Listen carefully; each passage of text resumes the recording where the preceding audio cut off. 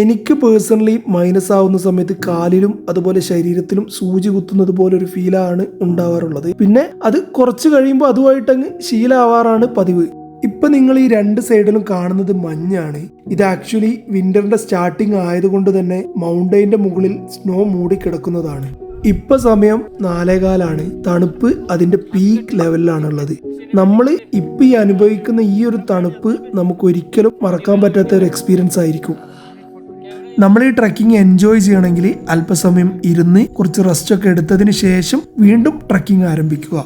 പിന്നെ ഈ ട്രക്ക് ചെയ്യുമ്പോൾ മനസ്സിലായ മറ്റൊരു കാര്യം, ലേഡീസ് ഈ ട്രക്കിങ്ങിന്റെ കാര്യത്തിൽ വളരെ ഫാസ്റ്റ് ആണ്. നമ്മൾ ആദ്യം തുംഗനാഥ് ടെമ്പിളിലാണ് എത്തേണ്ടത്.